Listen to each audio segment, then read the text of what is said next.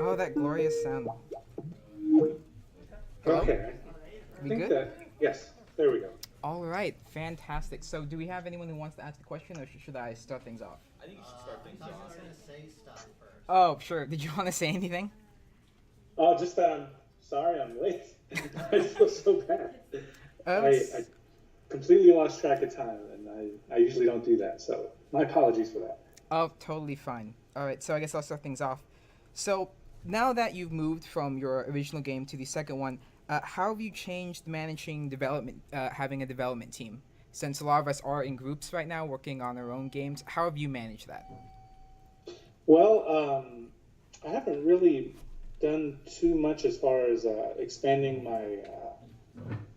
the group of people that I work with. The original Cook Serve Delicious had one artist and one composer, and with the second one, I have about three artists and the same composer, and now I have two writers as well.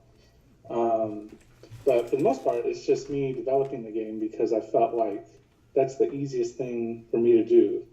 Um, it it's just very difficult for me to coding with more than one person. It can be quite involved. So I try to do the kind of games that I feel are pretty grand in scope, but something that I can manage. Um, so in a way, I'm kind of building to the best of my abilities, and I've had to learn a lot with the sequel because there's a lot of new things that I've never really done before that are actually pretty common in the coding world. But yeah, I've just had to become a better coder. I always felt like I was more of a game designer than a programmer, but I've kind of had to learn. We have a question Hi, for you. yes. I'm actually really out of the loop here. Could you please introduce yourself? I have not heard of you. Sure. Sorry. Oh So, for yeah, those who haven't heard of Cooks Are Delicious, Yes, I haven't heard of your game either. sure. It's a cooking game that came out on Steam about gosh 2 or 3 years ago. yeah. Um, and I'm the main designer and developer of that game, and the sequel, Cooks for Delicious 2, which is coming out later this year. And yeah, it's basically a cooking game that's more of a challenge. I bill it the first hardcore cooking simulation game, and Very true. it's really taken off on Steam and has sold over 200,000 copies, and it's on iPhone and iPad and all kinds of other platforms. Yes, and your name is It's David Galindo. David Lendo. Yeah. Okay, yes. Galindo, yeah. Lendo. Yes, thank you. Okay.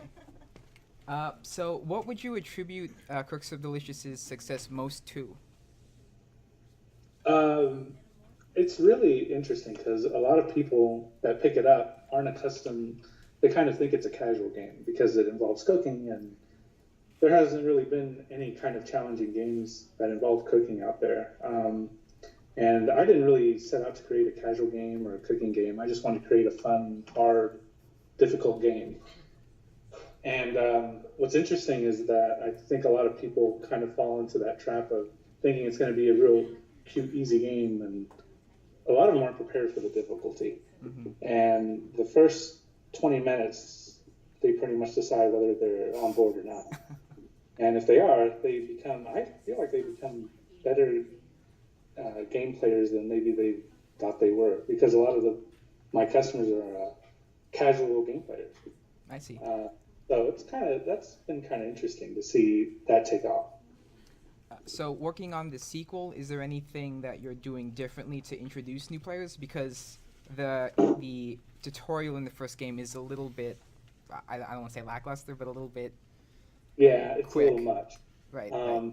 I definitely want to get people in faster, and I don't want to hold their hand as much as I did in the first game. It was pretty much a big information dump in the first game, which is kind of neat, but at the same time tedious in its own way. And I want to make sure that people get to the action fast, that it's okay that they don't know everything. I think a lot of games like Zelda kind of taught a lot of developers, you don't have to tell the player everything. It's fun just to experience it for yourself and kind of learn on the go. So yeah, I have learned from the first one that I just need to get the player to the experience much quicker than I've done in the last one. Okay, we have a question for you. So I was wondering how long you spent developing the first game, if you don't mind. Gosh, I was always working on it off and on, but really when I got down to it and came up with the design and what I wanted the finished product to be, maybe under a year. It wasn't very long. This one has taken about 2.5 years or so, which I didn't think was going to take that long, but I kept adding more and more and more to it until I realized I just had to stop. And that can be kind of dangerous with a sequel, that you just kind of do too much, that you feel like you just want to.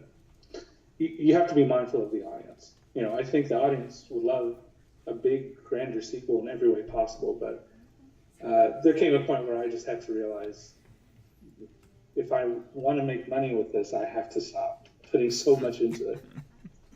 So it's kind of weird. You have to be a business person and a developer at the same time, and it's hard to balance that. Thank you. My other question was, during the development of Cook Serve Delicious, did you find that there was a point at which the game was kind of still unfun? Like, how long did it take for the game to be actually fun for people that were playtesting? That took a little bit, and I'm very thankful for beta testing because the first game was grindy in a lot of ways, which I'm going to fix with the sequel, but the original one before that, the beta tested version, was even grindier. I would add more and more days to complete each star level, which meant more hours to put in. So you would have to do 30, 40, 50 days of service. And it got longer, and I thought, oh, this is great. I can build this as like a 50-hour game. And play testers were just screaming at me. They're like, this is so tedious. You have to do something. And I ended up cutting down a technically 50-hour game to a 20-hour game. And all I did was condense everything. And it still kind of drags. So from that, I learned quite a bit. And it's kind of crazy. There's a lot of things that I don't see until I beta test it. And even when it's out there, I really credit Twitch streamers because I watch a lot of them, and they'll tell you can tell when you're losing the audience and they don't like something. And that's an even better version of beta testing because I can actually see somebody play it. And I fixed a lot of stuff post-release because of that. I tightened up some stuff, and yeah, it takes a while. And I have really yet to beta test Cook Serve Delicious too. And I know once I get it out there, I might have to change a lot. But I think in theory it's done, but we'll see.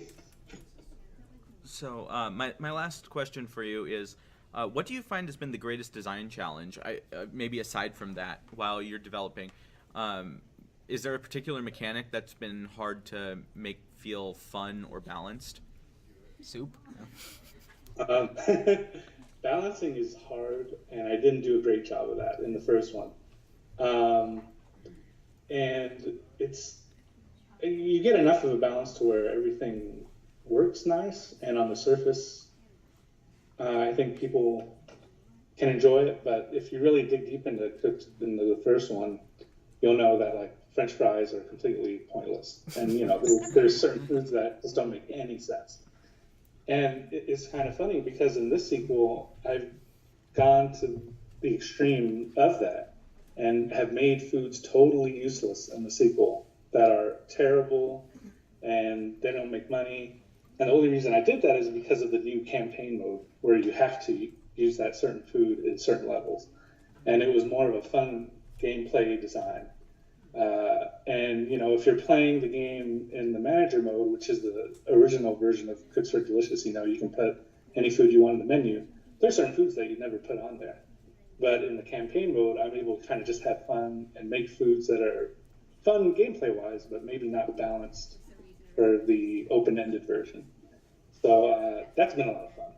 So I guess I haven't really, I still need to balance quite a bit in the sequel. I haven't gotten there yet, but it's been kind of fun having this separate mode because I don't have to balance certain foods.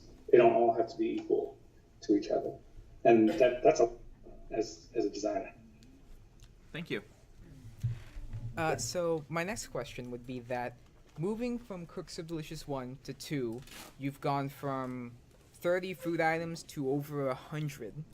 I would assume inheritance would have something to do with that. How would you explain how you're able to create so many more foods in the second game? Inheritance, what do you mean exactly? Did you use the I'm sorry, go ahead. Did you use parents and children in Game Maker? Because I'm assuming you're still using 1.4. Oh, no, I'm using Game Maker 2. Oh, I see. And I threw away all the code in the first game, and I started over. Okay. Because I hated it by then. I'm like, I can't do a sequel with this. So I started completely from scratch. And there's actually not a single component in this game that's from the original. All the art, all the music, all the sound effects even, except for probably the voices, are all new. That's kind of why it's actually taken me a little bit longer. But the reason I've gotten to do, I think it's over 180 foods, is because I have a lot of money now. Okay. Spend so much on art. And that in hindsight, 60 foods would have been great. 90 foods would have been great, but I kind of just couldn't stop. And even now, I think, gosh, why didn't I add this thing or this thing? But I had to stop. I mean, it's it's just kind of crazy. But actually, a lot of those foods are more simplified foods. They're part of the new side dishes. And those only have one recipe and 2 ingredients, and they make sense in the game, and you'll understand why they're so simple. So I think maybe 60 or 70 of those foods are side dishes. But yeah, there's still a lot of complex dishes, more than double, probably, I guess 3 times as many regular dishes that you're used to in the first game are in the second game. Okay, so we have a question for you. Okay, I actually have a couple of questions, Sure, if that's go ahead. okay. Go ahead. So the first question is, how did you go about trying to make all of the dishes mechanically distinct, and how did you go about making them feel different?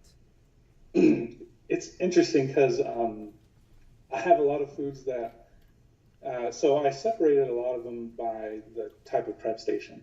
So you have deep fryer foods and stove top foods and cutting board foods. And so, like a lot of the deep fried foods, in the first game, there was virtually no difference between the 3 deep fried foods. There were sopapillas, fried chicken, and french fries. And they were pretty much practically the same. In this one, I wanted it to be more varied. First off, deep fried foods are not nearly as annoying as they were in the first game, in the sequel. But it's just little things like having a deep fried food and that being the first part of that food, and then still having to go back and have a second prep phase.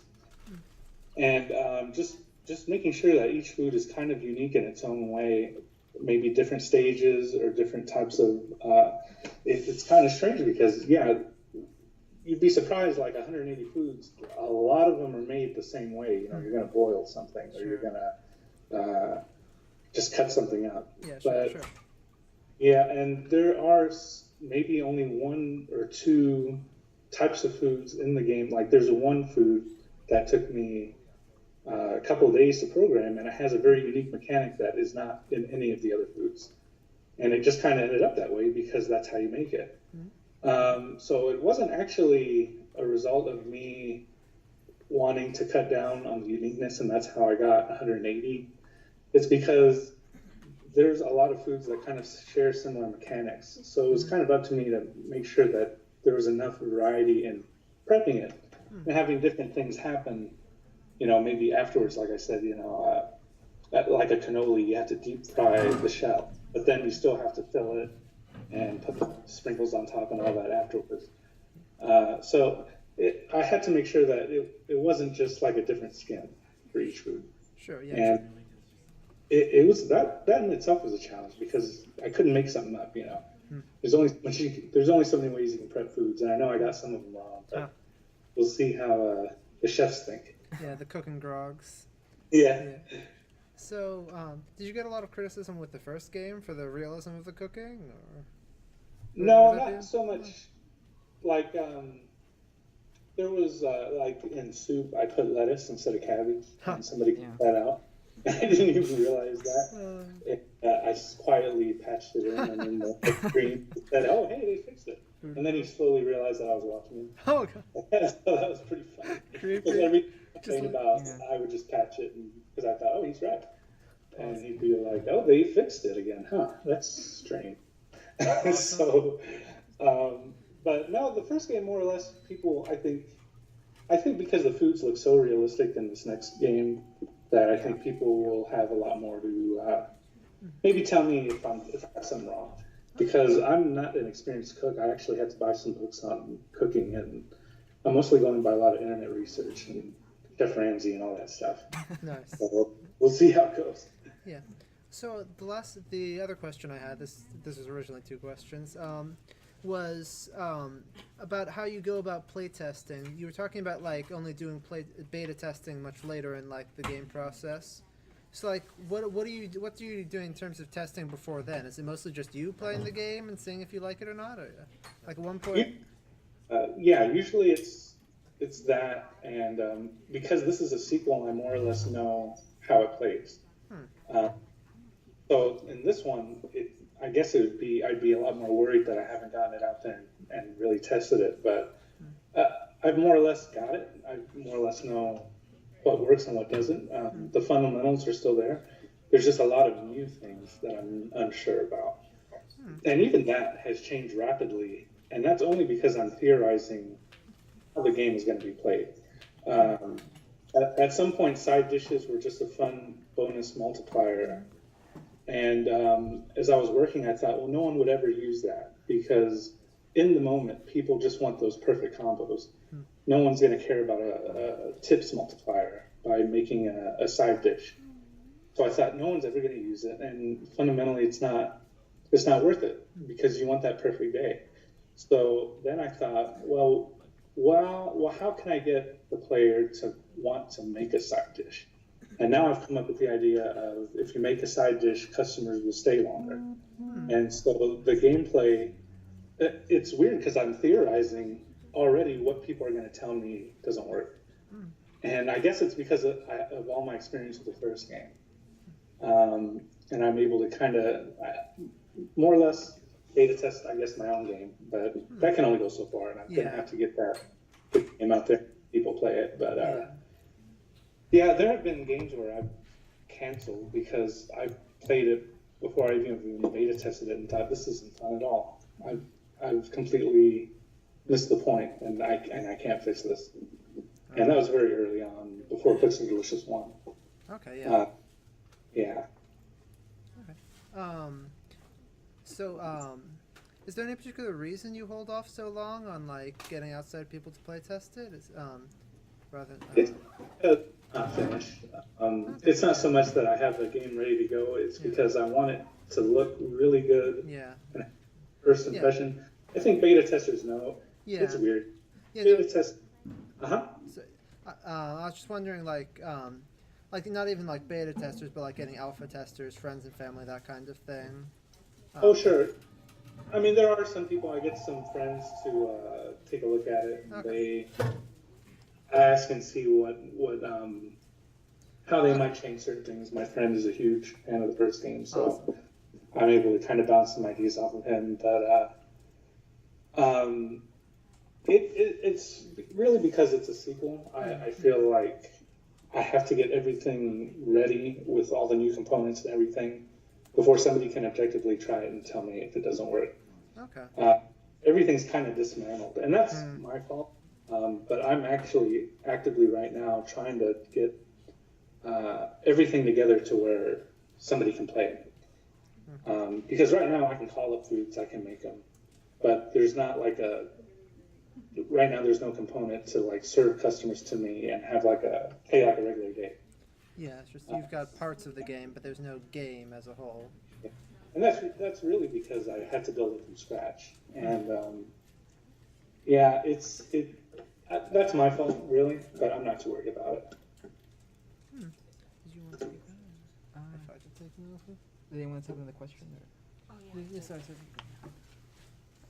Hi, I just wanted to ask, what inspired you to develop Cook Serve Delicious in the first place? Oh gosh, I played a game in the PlayStation Summer Underground Jam Pack back in the PlayStation 1 days. And I had an import section, and they had a game called Or No Riori. And man, that game was so fun. It was a twin-stick cooking game. And it was so much fun that I made 2 fan games based off of that look really terrible now, but it was fun. And I thought, man, nobody's ever done a cooking game like this before. It's so neat. I hope somebody takes that idea and makes it. And I ended up making it as a fan game. And then I tried other games to kind of help my career, I guess. And Cook Serve Delicious was the last resort because I had already made 2 games, fan games. And I thought, well, let me try a commercial version of it and see if that takes off. And if it didn't, I thought, well, because I had already made games that didn't really make all that much money. And it was basically either going to be a hobby or a career at that point. So a lot of people have asked me for a sequel for the 2 fan games that I made. I made one that was commercially like that and was hoping it'd bite, and I didn't really realize I didn't know if it was going to take off or not, but I'm so glad it did because that was going to be it for me if I didn't make it work. Yeah. So, yeah. Yeah, this isn't really a question, but the games you made were Or No Ryomi, right? Yeah, or no Ryomi. Yeah. I I made sure actually... to Ryomi so I didn't get sued because it's on PlayStation. But yeah, my brother used to play those games all the time. One of my earliest childhood memories is watching him play that like for hours. He was obsessed with it. And I found Cook Serve Delicious, and I showed it to him, and I told him it was from the same developer who made the games he spent so much time on back in the day, and he was so happy. Wow, awesome. Yeah. I had no idea people actually played the fan games that I made. I didn't really know that at all until people told me kind of stories like that, like, oh, I used to play the old games. And I thought, wow, I didn't think anybody played the old games. Oh, my brother was so into them, and I used to love watching him play it. It was so great. That's awesome. Wow. The art was so bad in those. I had to draw everything. Yeah, I know. It was pretty good. So I guess leading into that, you switched artists from You switched artists from Sarah Gross to Camille Kuo, I believe, Yes. for the second game. How would you say? Do you know how they made the art style kind of work with what you were doing? How did you 2 work together to get everything together? Well, Sarah did an amazing job on the first game, and she kind of had her own thing going on. She took a job with Humble, and she had other projects, so I had to find another artist. And I love the style of the first game, and I wanted to keep the customers and the art the same, but maybe upgrade it just a little bit. But I wanted the food to be ultra realistic. Mm-hmm. And so I had a call for an artist on an art form, and Camille. It was actually for another game that I ended up delaying and hadn't talked about that I'm going to work on after Cook Serve Delicious 2. But she worked on that project with me, and that project had about 15 artists or so. And I ended up halting that project because I thought I need to make Cook Serve Delicious 2 before too many years go by and people don't really remember the first. So I ended up finishing up contracts with all the other artists because all of the artists are contract work. And I basically just kept one, was Camille, because she was really good. She did all the vegetation and stuff for that game. that I'm deliberately not saying the name of, and I asked her if she could do stuff like this, if she could draw realistic food, and she drew a hamburger, and it looked amazing. Wow, this is gonna work. This is totally gonna work. And it's kind of fun because she's from Korea, so I've had to kind of explain to her, no, you don't understand. Our chicken strips are huge in America, way bigger than this. And there have just been certain things that I mean, it's kind of crazy for her because she's never seen food like this before. Okay. And I'm glad that I got 2 of her dishes from Taiwan, which is pig's blood cake and fried topping shaved ice. Okay. Oh yeah, the shaved ice looked great. Yeah, that was amazing. Yeah. Yeah, it's really fascinating. There's so many dishes I've never tried before in the game that look really good. Do we have any other questions for anyone? Or should Oh, I want to ask, do you enjoy playing Cook Serve Delicious yourself? I... Oh, that's a good question. I used to. You used to. You used to. Oh no. It's just I know how it works so much that I couldn't even say that I used to. I just play it and I know how it works, and I just kind of play it and think, okay, good, it's working. I'm hoping with this game, because I haven't even played it myself, that I don't know, this is so weird. It's Right. just weird. It's weird talking about it like that. There have been games of mine where I've gone back and I've forgotten all about them, and I play them like a normal player, and I'm like, hey, this is kind of neat. But I'm playing, and I think, oh god, this is terrible. What? It's hard to go back to things because they're all kind of bad. I didn't really answer your question. I don't know. I like playing other games. Oh, what kind of games do you like to play then? What did you say? So what other kinds of games that do you like to play, if not Cook Serve Delicious? Oh, I like, let me see, The Binding of Isaac I play a lot. I don't know if y'all heard of that one. Yes. Yes. That one's so much fun. I play it a lot. But I kind of jump around from game to game. I'm trying to finish Horizon so I can play Zelda. But I just have less time these days because I always feel guilty if I'm not making my game. Oh, okay. But I kind of have to have like 30 minutes of downtime. Okay, so it just, So aside from adding the campaign mode and much more food to the second game, what were some of the largest changes you wanted to make when you were developing the sequel? Well, I want to have way more food for sure, and then I wanted to make it much bigger than the original. In fact, this one is smaller than my original goal, which was so stupidly big that I'm glad I didn't do it. Because there's a point where I think creators can fall in love with their game and they feel like, okay, this is my game. I think it's worth $25 because I put in this much money, and it's like 100 hours. And it's the biggest sequel ever, and it's going to be great. I was going down that road, and I had to hit the brakes because it was an eye-opening post on NeoGAF. Somebody talking about how a lot of indie sequels don't do as well as the first game. And I tried to figure out why that is. And I think it's because I think you take the base for granted, your own fan base. Maybe they've gotten their fill with Cook Serve Delicious, and maybe they see a sequel and they think, well, I played the first one and this looks like more of the same. Because fundamentally it's the same game, but there's so much new stuff that it's easy to dismiss as more of the same. And I had to stop, and I had to make a very nice big game that I can't charge, an insane amount of money. But I have to charge a little more than the 10. So it's been a weird balance because there are certain things that I would love to do for the game that doesn't make sense day one, but maybe would be a great downloadable content for free later on. Because I had a lot of free stuff for the first game. Yes, a lot. Yeah, and so I kind of have to. It's weird. You see people say, "Oh, those scumbags," they held back all this content for the game, and now they're selling it and all this stuff. But I'm understanding now why that is, You know, I'd rather get a game out there that's big and then have the reception to downloadable content be, oh wow, I'm up for more, and it was already at a great price, and it's a low price for downloadable content. I'd go for it. Mm-hmm. So I want to release a ton of free content for the game down the line instead of trying to just make this huge big game for a big large price. But I don't want to come across as somebody that's holding back a lot of stuff. It's just weird.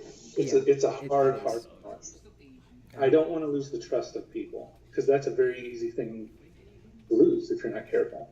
Yeah, it's the gaming industry right now is, I would say a lot of the audience is very negative toward paid DLC. But I guess it would depend on the publisher in that sense. But a little bit more on topic. So, were there any aspects from the original game that you knew you wanted to keep the same in the sequel? Pretty much the way orders are brought in and you make them, and the perfect average bad stuff. Mm-hmm. And I wanted to keep the core idea of buying foods and stuff, but that's really it. I really wanted to, first off, wanted to give them all the grinding. And so to replace that, you level up in the game like pretty much any other standard game. And your stars now align with the new chef rating. And now it feels like you're accomplishing more per minute than you were in the last game, where it felt like it really would take an hour or two before you would get to the next milestone. And this one, I just need to feed the player tons of, I don't know, not so much pat themselves on the back, but make them feel like they're doing stuff. And so for this game, I just wanted it, I felt like the first game was a rough draft for what this game was going to be. And when people told me, oh gosh, I love this game, the first game, played all the time, I want to ask them, really? Really? That's so crazy. And I'm on my second playthrough, and I'm like, I could do so much better, though. You don't understand. I feel like that's just like a core, the very core of what this next game's going to be, but much bigger. At least I hope. That's the goal. We'll see if people like it. I don't know until they start playing it. So when you were developing the original Cook Serve Delicious, did you know you were going to release on both the PC and mobile devices? I had an idea. Yes, actually, I did. But as the game was being made and I released it, it took a few weeks for it. It was kind of a failure at first, and it didn't sell very much because I didn't release it on Steam. Mm-hmm. There was no easy entry to Steam. I think it was in 2013. So and Greenlight, right? I was bummed out because I thought, well, this was my last chance, and now it's gone. And I've only made like $100, and it's been a few days. Mm-hmm. And then Giant Bomb did a quick look of it, and then it just took off from there.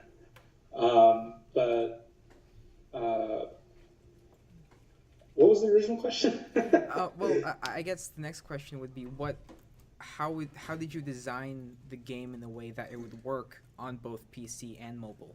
Oh, right. So I didn't know it was going to be on. I had an idea it was going to be on mobile, but because it didn't take off originally, I thought, well, there's no point in doing a mobile version because that market's even worse with the iPad and stuff.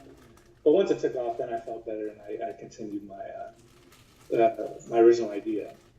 And actually, because of that, I had to design the game to be 30 frames per second, and because that was going to be a lot easier for me on the iPad to manage.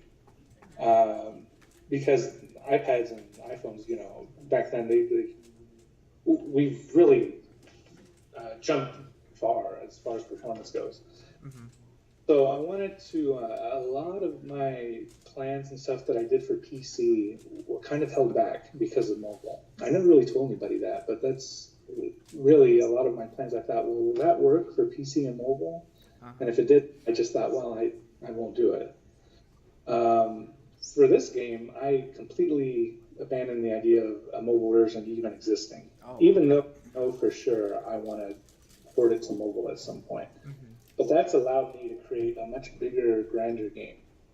And at the same time, I think, how am I going to make this work on mobile? Oh, well, I'm not going to worry about that right now.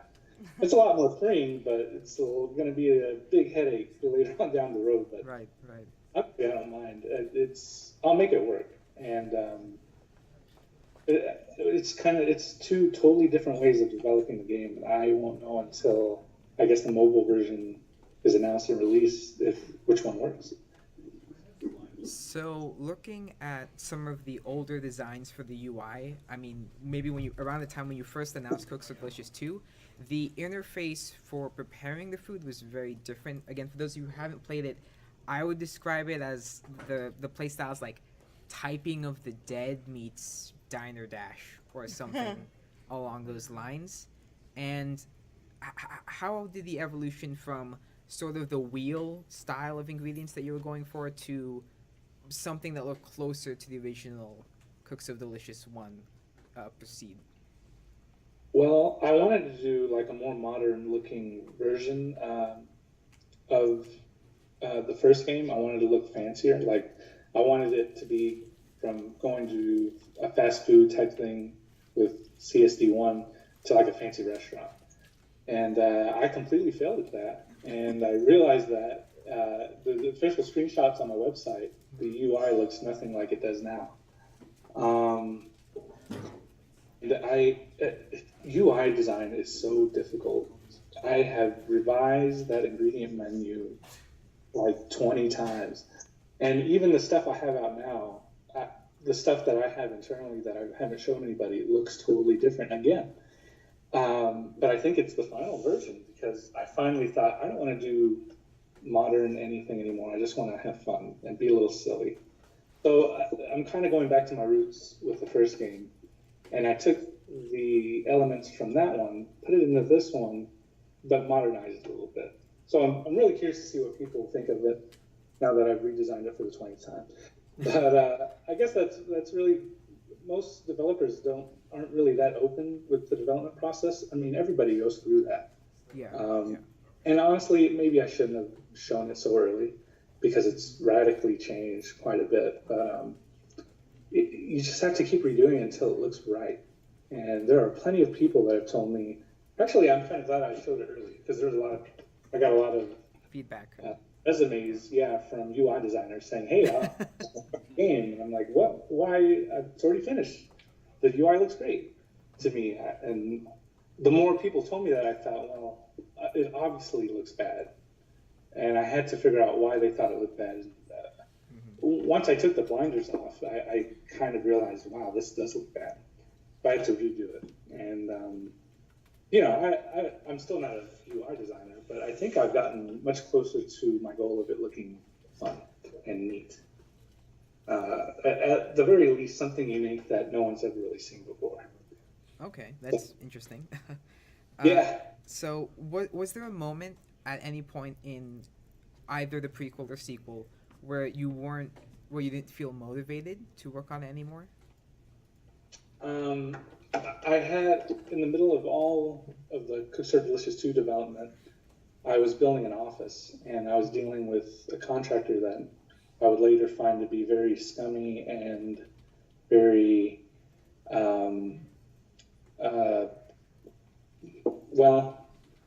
he was bad. What was he like?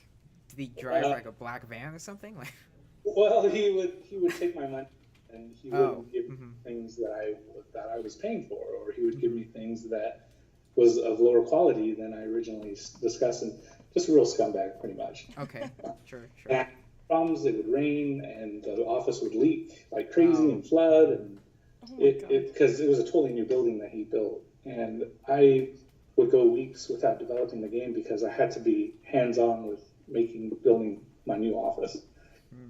And that was so depressing because I was working in I think 60 square foot closet, like a tiny little closet, which was fine, that's how I made all my games, but I wanted to work in my nice new office, and it just took so much out of me because he was a thief, pretty much. I had found out. Sounds like it.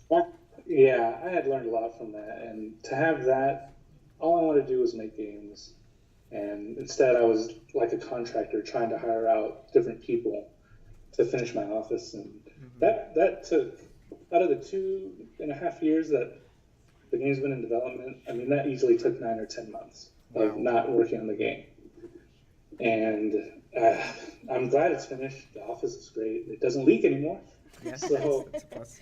able to just for the first time able to just do what I love, which is just make games all the time, and it's been so freeing.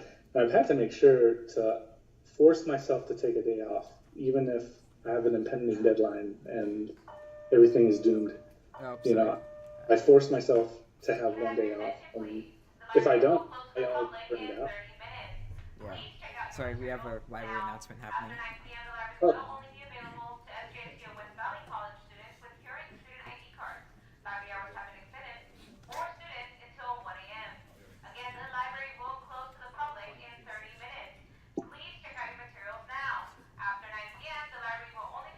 This isn't recorded either. It's someone saying it, and they do it every time.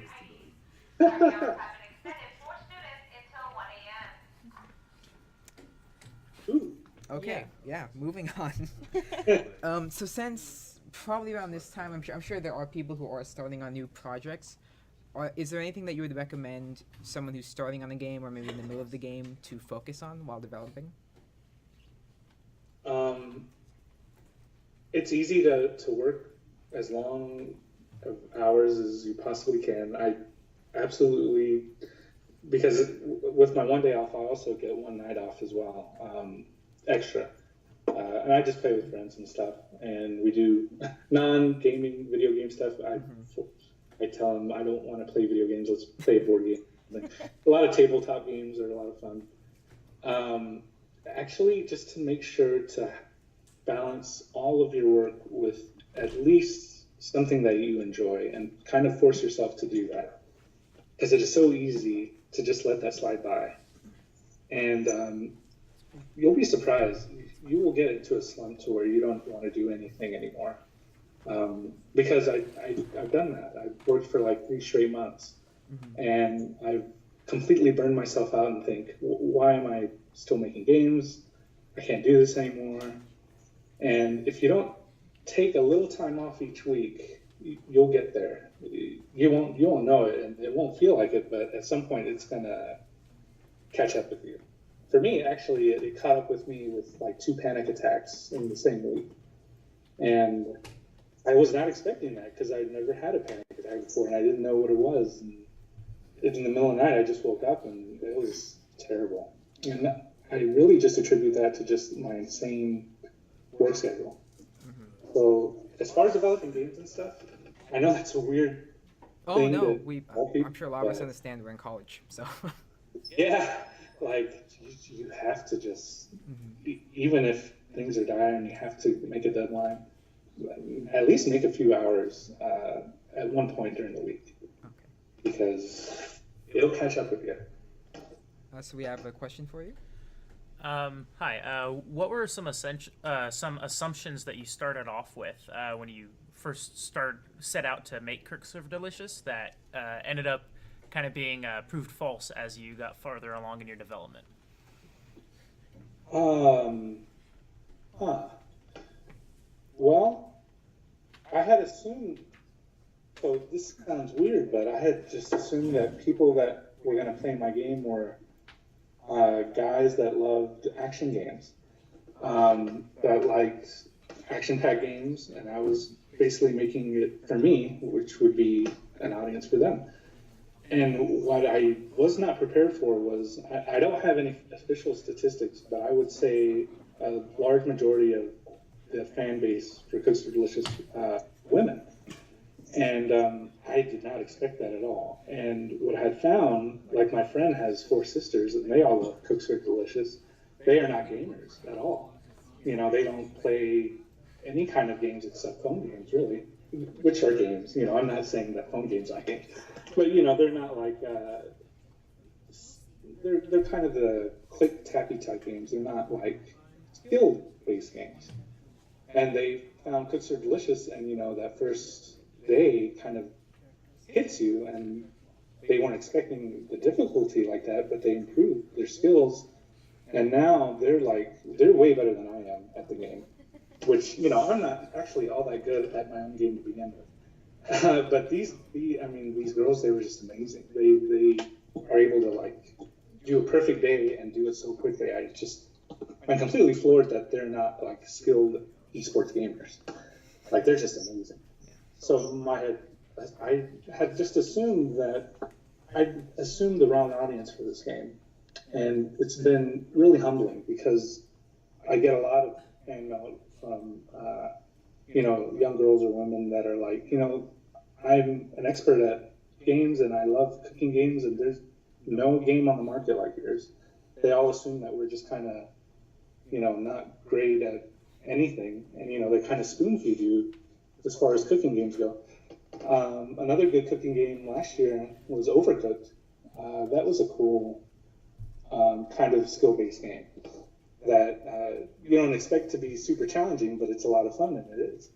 So there's just been this kind of surge of, I don't know, I had assumed wrongly the audience for this game, and it's been really neat. And for this sequel, I didn't want to think, okay, well, what do young girls like in cooking games?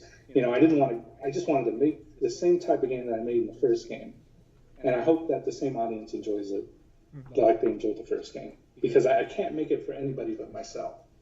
And I didn't expect that. I had assumed totally wrongly, and it's been great getting that feedback. All right, thank you. So I believe in the PDF that you included for the Humble Bundle Game Maker Edition for Cook Serve Delicious, you had mentioned that you didn't want to work in anything other than Game Maker. So have you tried any other engines, and what are your takes on them, if you have tried them? Well, if it wasn't for Game Maker Studio 2, I think I would have moved on to a new engine. Mm-hmm. But Game Maker Studio 2's blown me away. It's just amazing. And I still feel the same, that I probably wouldn't use another engine, but I haven't been able to try any other engines. I just really haven't had time. I think eventually I will move on to a different engine, but I just haven't had time to really try it out because, mainly I'm working on this game. And if I try to learn something else, I don't want to mix up the two engines, Mm-hmm. And because even moving from GameMaker 1.4 to 2 took a lot of, it handles a lot of things differently. So I've had to learn a lot from that. But like I said, I'm mostly a game designer first and a programmer second. So I don't really, there's a lot more you can do with other game engines, but everything I want to personally make, I can make in GameMaker. So I've yet to feel the need to move on to something else because GameMaker hasn't held me back.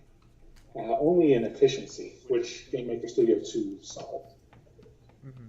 So, do you have any, I don't want to come off the wrong way, but do you have any formal experience learning, have you ever been formally taught how to code, or has it all been self-taught? No, I don't have any idea how game studios work or anything. Mm-hmm. It's just me just learning. I started with GameMaker 3, mm-hmm. and that was really interesting. The creator of GameMaker would peruse the forums and play your game and just kind of tell you what's wrong with it. And it was fun times back then. But I'm mostly self-taught, but I didn't really learn programming until this game.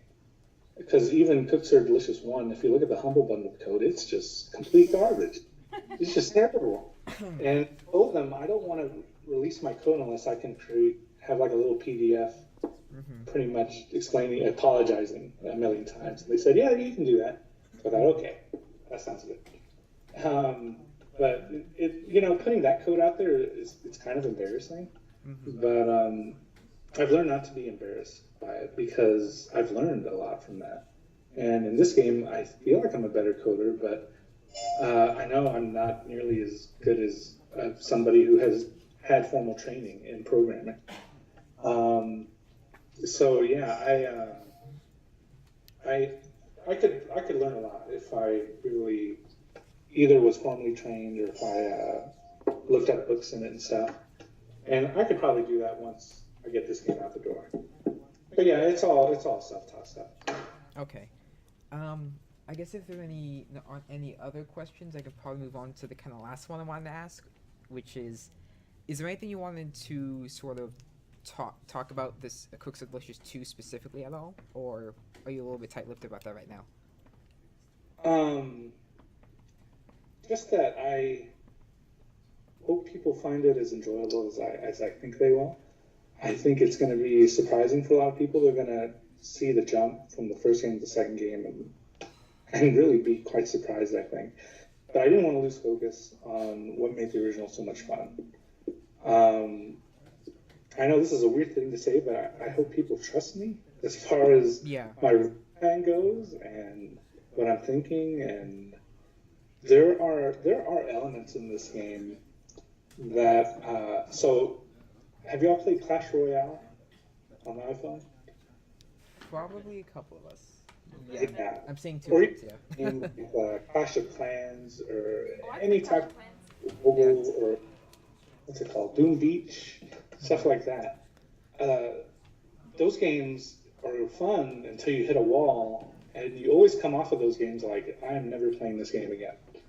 And it's weird because you have so much fun at the beginning, and then you just fall off that cliff. And by then, you've already, at least for me, I've already put in like $50 or whatever in the game, and I'm done with it. But the developers don't necessarily care because they've gotten their value out of it. They've gotten their money, and it comes, it's weird because I've learned from those games. Gosh, those are some really neat mechanics that they're tied into this free-to-play stuff. So Cooks Are Delicious 2 has elements of it that look like microtransactions, that look like free-to-play stuff, that kind of looks like stuff like that. But I built it intentionally not to ever have microtransactions or stuff like that. It's built in there because the mechanics of those things themselves are really interesting and kind of fun. I have consumables in there in the form of these new things called secret ingredients. And if you see them, you think, oh, okay, so this is like, I can buy maybe like an ingredient box for $5, right? And I'll get these ingredients. Well, no, I'm never going to allow that to happen. That's not what this is for. It's a neat mechanic that I feel is cool, and that's kind of what I'm worried about. Because somebody will take a look at this game and they'll sum it up and they'll think, oh, it's one of these, microtransaction consumable type of games, but it's not. I think it takes the best part of those, but does away with paying to win or paying for anything. The only thing you would pay for in Cooks Are Delicious would be an expansion that has foods and stuff. But you would never pay for, more money in the bank or golden tickets to buy special foods. It's not like that. So I know I'm being very vague and stuff, and I know that's not alarming, but I just basically took everything that I love about games today and put it in this game, and took out all the stuff that I didn't like. And it's not that microtransactions and stuff I don't like, but yeah, I wouldn't put it in my game because that's not really. I don't want to balance for that, I don't want anyone to have an advantage over somebody else because they spent $10 extra. So it's kind of a risk for me to add those kind of elements like consumables.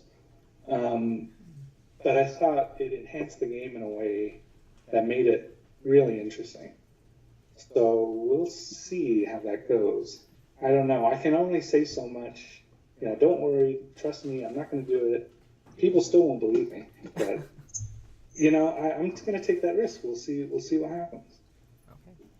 Okay. So thank you very much for your time. Thank you for your honesty. I think we all really appreciate it. Hopefully we've created some interest in Cooks Are Delicious too. I'm not really sure. Yeah, thank you very much. Yeah, I appreciate it. I'm thank you for asking me and inviting me. I'm really honored to be a part of the Game of the Month thing. And yeah, thanks so much. Sorry again for being late. No problem at all. Thank you very much. You have a wonderful night. All right, you too. Appreciate it. Right. Good night. Thank you. Thanks again. Please buy Cooks Are Delicious too. That's my plug. Thank you. All right. Oops. Oh, Fail. Damn. I was gonna say whoops. Shut off. He's like, peace out. I got things to do. Now he hates us.